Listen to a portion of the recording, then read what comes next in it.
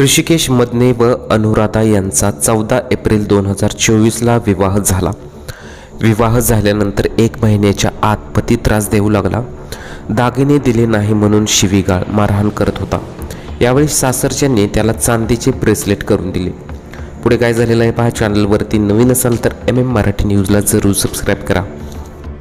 आता सासरच्यांनी त्याला चांदीचे ब्रेसलेट करून दिले तरीसुद्धा तो तिला त्रास देतच होता. याबाबत तिने आपल्या माहेरी कळवल्यानंतर तिला माहेरी घेऊन आले.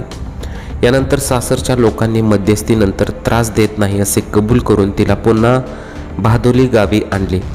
परंतु त्यानंतर पुन्हा नवी मोटरसायकल घेण्यासाठी 1.5 लाख रुपये घेऊन ये असं म्हणून मारहाण व छळ सुरूच केला. वारंवार होणाऱ्या मारहाणीस कंटाळून तिने आपल्या राहत्या घरी आपली जीवनयात्रा संपवली.